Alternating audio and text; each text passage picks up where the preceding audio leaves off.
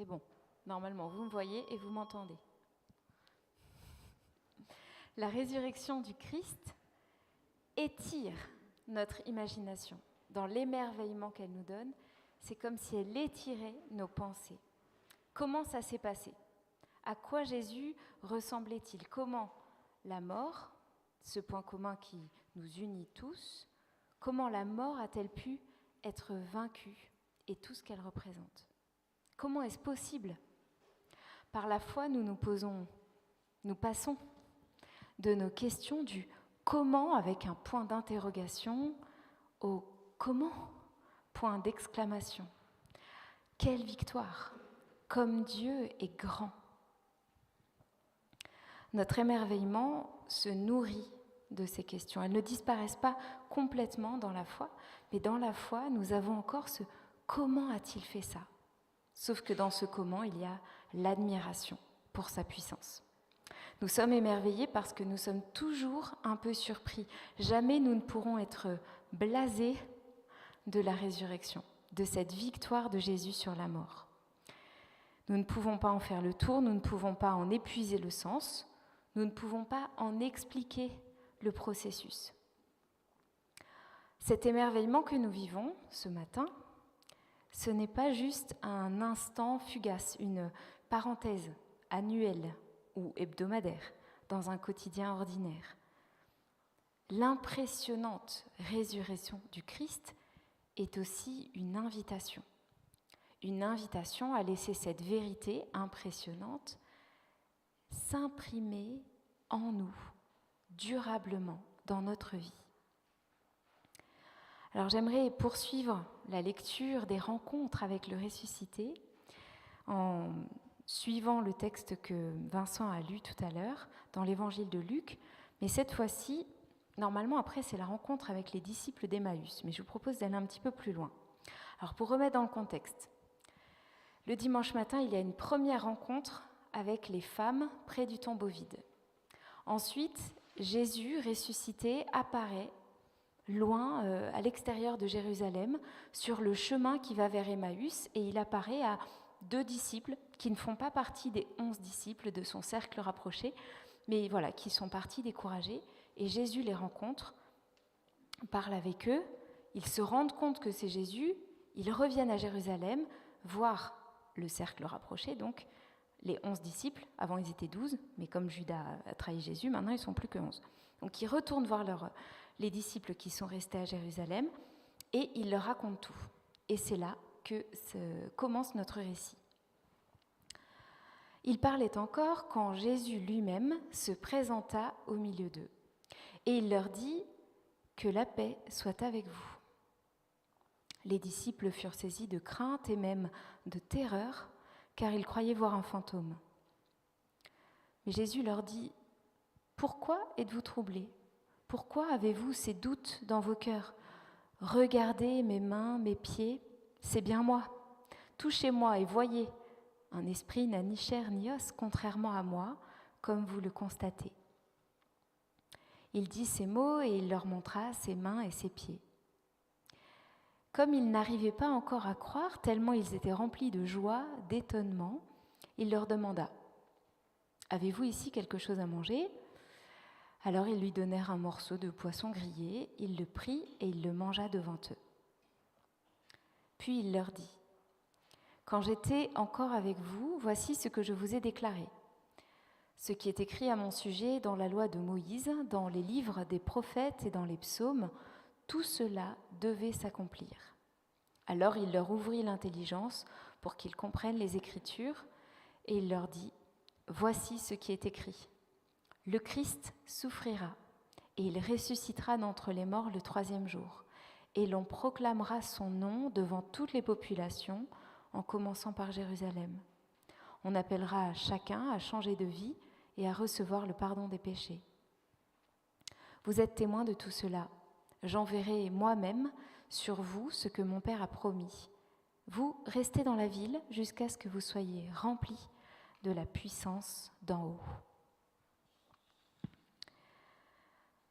La première partie de ce récit se concentre sur la rencontre entre Jésus et ses disciples. même s'ils savent que Jésus est ressuscité. Les disciples en ont entendu parler, ils ont déjà eu plusieurs témoignages. Ils ont du mal à le croire, mais ça commence à faire son chemin.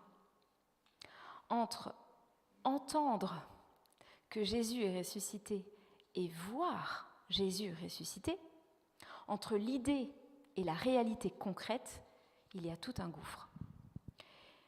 Les disciples ont beau reconnaître Jésus, ont beau savoir que certains l'ont vu déjà, croient voir un fantôme. Et tout se mélange. La peur, d'abord, la terreur, les doutes, la confusion. Et même au fur et à mesure que le chemin se fait dans leur esprit, qu'ils commencent à s'habituer à cette réalité, la joie qui monte, mais quand même les doutes encore, le trouble et la confusion. Il faut du temps pour digérer la nouvelle. Et Jésus va être patient, va les accompagner et va leur montrer par 2 fois combien, oui, c'est vrai, il est vraiment ressuscité. Ce n'est pas une fake news, c'est vrai, il est vraiment ressuscité. On l'éprouve dans les 2 sens depuis 1 an. La présence physique est le plus haut degré de réalité. Le simple fait d'être réunis ici ce matin, même si nous ne sommes pas tous réunis, même s'il manque une partie de notre communauté, le simple fait d'être réunis alors que l'an dernier nous ne pouvions pas l'être, dit quelque chose de la réalité de ce que nous vivons par la foi. La présence, le fait d'être ensemble, c'est le plus haut degré de réalité. C'est ce qui fait que il y a 1 an, on était contents de pouvoir se retrouver en visioconférence, de s'appeler, etc. Mais au bout d'1 an, le manque de présence, de contact, ne serait-ce que de se voir physiquement, commence à peser. Nous sommes reconnaissants pour tous les ersatz de la vie virtuelle, mais nous sommes bien conscients qu'ils ne remplacent pas la richesse, la profondeur, l'intensité de ce que l'on peut vivre ensemble, physiquement, en présence. Jésus prend la peine d'insister sur la réalité concrète de sa résurrection. « Touchez-moi », dit-il, même « palpez-moi ». Les kinés ici se reconnaîtront. « Regardez-moi mâcher ce poisson grillé ». Il y a les odeurs, on est vraiment plongé dans cette scène. Parce que la résurrection est complètement réelle. Comme le disait Vincent, c'est pas seulement une idée, c'est pas seulement une bonne nouvelle spirituelle, comme si notre âme était purifiée, mais que notre corps continuait tout seul. Ce n'est pas non plus seulement symbolique, l'image d'un nouveau départ, non, c'est une réalité qui touche notre âme, qui veut dire que nous avons droit à un nouveau départ, mais qui touche toute notre vie. Et le fait que Jésus soit ressuscité physiquement, c'est pas uniquement pour dire « Ah, notre corps aussi ressuscite », mais c'est que toute notre vie, tout ce qui est visible et tout ce qui est invisible est appelé à être rempli par la présence et la vie de Dieu. Touchez votre chaise. Touchez, ceux qui sont assis très sautent sur leur chaise. Vous pouvez aussi toucher vos mains. Sans gel hydroalcoolique. Eh bien, aussi vrai que vous êtes sur cette chaise ou sur votre canapé, aussi vrai que vous touchez vos mains, le Christ ressuscité est tout aussi réel. Comme l'herbe au printemps perce le sol durci par l'hiver, eh bien, le Christ a percé la mort pour en faire surgir une vie concrète, durable, appelée à fleurir et à porter du fruit. Mais Jésus ne s'arrête pas à l'expérience. Comme avec les disciples sur le chemin d'Emmaüs, il va ouvrir leur intelligence et il va leur montrer combien ce qu'il a vécu est en accord avec les prophéties juives. Cette expérience de la résurrection est une expérience qu'il faut interpréter, qu'il faut comprendre. Jésus n'explique pas... les disciples sont perturbés. Ils sont perturbés parce que déjà, on n'a jamais vu un mort revenir à la vie. En tout cas, pas comme Jésus. Mais ils sont perturbés aussi parce que la dernière fois qu'ils ont vu Jésus, il était en situation d'échec. Il a été condamné dans des conditions injustes, déshonoré, humilié et mis à mort comme la pire des ordures. Pour eux, ce n'est pas simplement que Jésus est mort, c'est qu'il est mort de la pire des morts.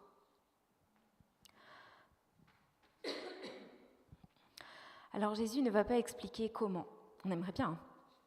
Il ne va pas expliquer comment ça marche ou comment il est ressuscité. Autant les évangiles sont affirmatifs sur la réalité de la résurrection, autant aucun ne nous raconte comment ça s'est passé.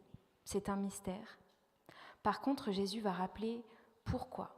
Il va rappeler le sens de ce qui s'est passé.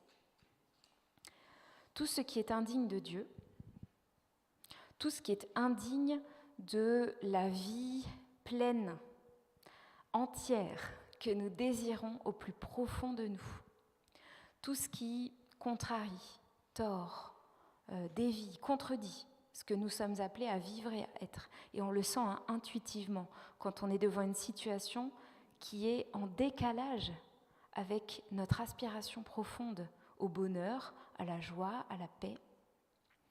Tout ce qui nous fait honte, ce qui nous vide, ce qui nous désoriente.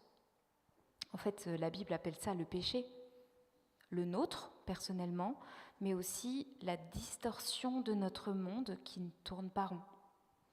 Et on le voit en dehors de la Bible aussi. Jésus dit qu'il est venu parce que Dieu n'a pas voulu nous laisser écraser par la souffrance, qu'il n'a pas voulu nous laisser empêtrer dans nos travers, mais qu'il est venu parmi les humains, en Christ, en plein milieu de ces situations de mort, de distorsion, de corruption, en plein milieu. Pas juste au bord, hein, en plein milieu de tout ce qu'il y a de plus laid, de plus honteux et de plus indigne dans notre vie, jusque dans la mort elle-même. Dieu, qui est digne de toute gloire, on a chanté qu'il est digne de toute gloire, vient absorber et couvrir ce qui est indigne dans notre monde. Par sa résurrection, Jésus prouve qu'il a encaissé tous les coups de l'accusation, comme à la boxe. Alors je ne vais pas le mimer parce que je n'ai jamais boxé. Mais vous imaginez, on a tous vu ces combats. C'est comme s'il avait pris tous les uppercuts, tous les coups de la vie, du mal, de la mort, qu'il était tombé, mais qu'il s'était relevé. Maintenant, il est debout, victorieux. Et on ne peut plus le faire tomber. Il n'y a plus de coups en face. Il a tout absorbé. Qui d'autre que le Christ vainqueur et ressuscité pourrait nous relever, nous, de nos indignités et nous remettre en marche? Cette main bien réelle, bien concrète que Jésus montre à ses disciples est une main qu'il tend vers eux et vers nous. Mais il faut la saisir.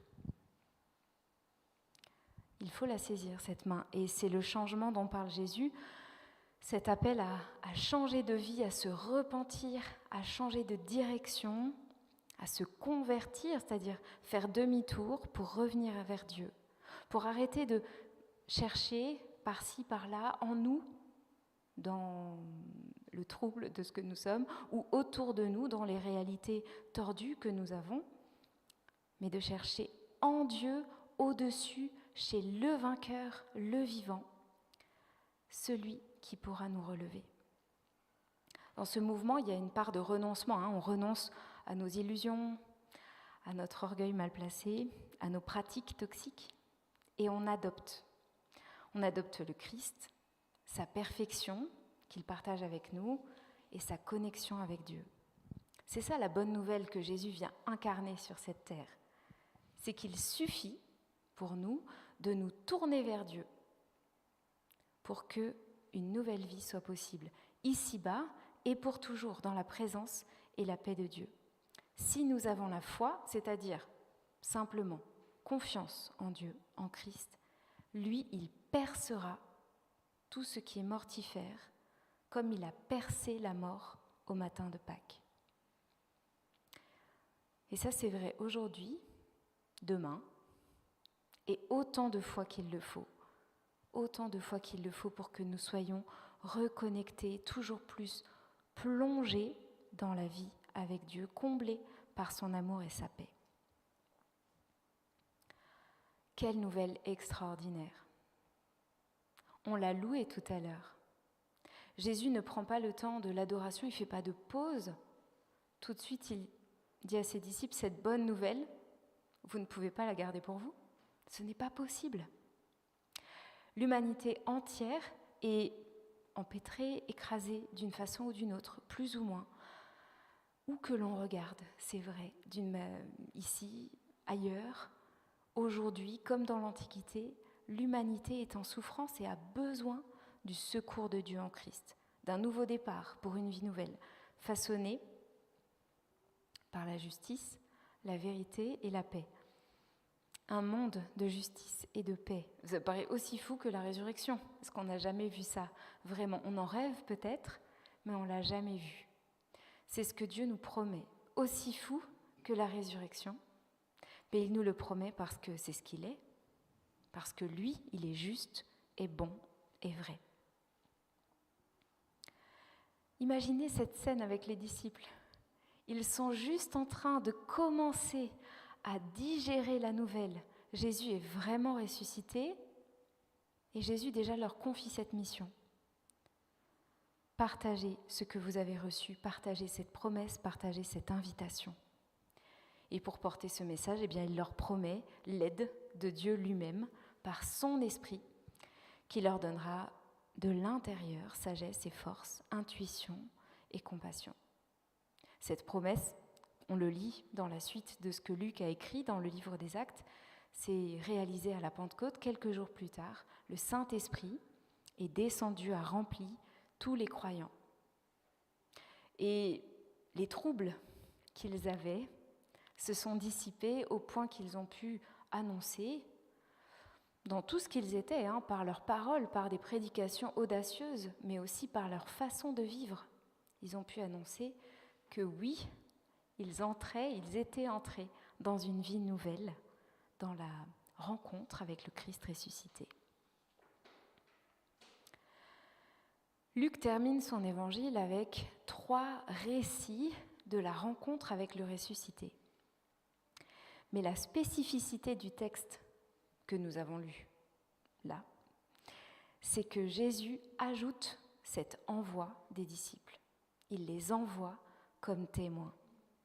Alors qui est témoin ? On se dira, c'est d'abord les disciples du texte, ceux qu'on appellera ensuite apôtres, envoyés, qui ont vu Jésus de leurs yeux, qui l'ont touché de leurs mains et qui vont proclamer les premiers le message du Christ, mort et ressuscité, celui qui accomplit les prophéties juives, celui qui répond aux besoins de tous, parce qu'évidemment, ils ne vont pas s'arrêter au peuple juif, ils vont aller rejoindre toutes les catégories de population, toutes les origines, toutes les cultures. Comment nous situer, nous, à leur suite ? Est-ce que seuls les pasteurs, missionnaires, évangélistes sont témoins parce qu'ils sont formés théologiquement ? Alors déjà, il n'y a pas que les pasteurs, missionnaires, évangélistes qui sont formés théologiquement, il y en a dans cette assemblée un certain nombre aussi. Et puis même si ces personnes ont des ministères et un rôle spécifique à jouer dans l'Église, ceux qui sont appelés à être témoins, c'est tous les disciples. Et le texte de ce matin nous en donne plusieurs encouragements. Le premier encouragement, la première piste, c'est que les disciples sont d'abord des gens normaux, ordinaires, sujets à la peur, au doute, à l'ambiguïté, à l'ambivalence. Il y a à la fois la joie et la confusion. Les disciples sont des gens normaux comme nous. Alors vous me direz peut-être, oui, mais après, ils ne doutent plus. Je ne suis pas si sûre. Quand on lit les lettres, quand on lit les actes des apôtres, on est beaucoup moins dans leur intériorité, c'est sûr, mais on voit aussi qu'ils ont été plongés dans des dilemmes, dans des questionnements, qu'il y a eu des murs à franchir en quelque sorte, et que parfois ils étaient dans des impasses, comme nous.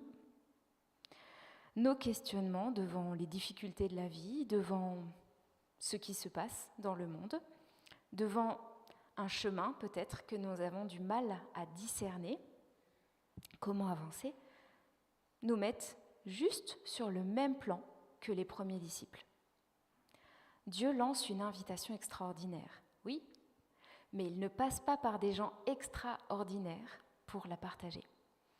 Il passe par des gens simples, ordinaires, normaux, comme vous et moi. Dieu passe par des gens ordinaires parce que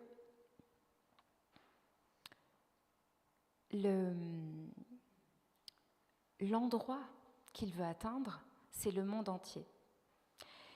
Et nous, tels que nous sommes là, rassemblés, lorsque nous sommes dispersés, lorsque nous sommes dans notre vie quotidienne, nous entrons chacun dans des réseaux, dans des domaines, dans des cercles où seul chacun d'entre nous peut entrer. Là où vous êtes pendant la semaine, moi je ne peux pas aller. Je vois les sourcils qui se haussent, alors je me dis je ne suis pas très claire. Le champ de mission est tellement large. Dieu ne va pas simplement choisir quelques-uns d'entre nous, il choisit tout le monde, chacun, là où nous allons, là où nous vivons, parce que chacun côtoie un réseau spécifique, particulier. Des personnes que lui seul connaît, qui ont besoin de Dieu et que Dieu appelle, que nos proches s'en rendent compte ou pas. C'est à travers nous que Dieu va les rejoindre. C'est à travers nous qu'il lance son invitation. Dans ce témoignage de témoins ordinaires, ce qui est déterminant, eh bien, c'est l'expérience. C'est pour ça que Jésus insiste autant sur la réalité concrète de sa résurrection. L'expérience de la rencontre avec le Christ vivant. Alors nous, ce matin, nous n'avons pas touché Jésus. Enfin, je ne crois pas. Peut-être certains, mais peut-être que dans notre vie, nous l'avons vu dans une vision, dans un rêve. Peut-être qu'à un moment, nous avons été remplis de son amour immense. Peut-être que nous avons senti que nous étions délivrés d'un poids qui pesait sur nos épaules. Ou peut-être que nous avons vu s'éclairer le sens de notre vie. La façon dont Dieu communique avec nous n'est pas toujours aussi palpable et visible que lorsque Jésus tend sa main aux disciples ce premier matin de Pâques. Mais lorsque Dieu s'adresse à nous, c'est tout aussi fort et réel. Parfois, nous hésitons à parler de notre foi parce que nous avons peur des questions auxquelles nous ne trouvons pas de réponse. Parce que nous avons peur de ne pas bien parler à ceux qui nous entourent.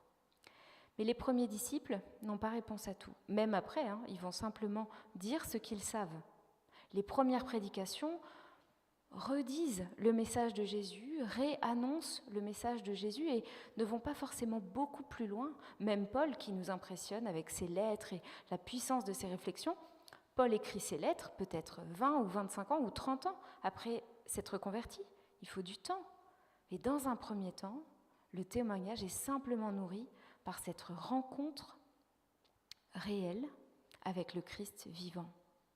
Et c'est de ça que nous sommes appelés à parler. Nous ne sommes pas appelés à faire des discours de théologie ou des discours d'apologie en 3 points hyper structurés. On peut le faire. Si vous êtes doués pour ça, allez-y et formez-vous, c'est très bien. Mais ce n'est pas la seule façon de témoigner.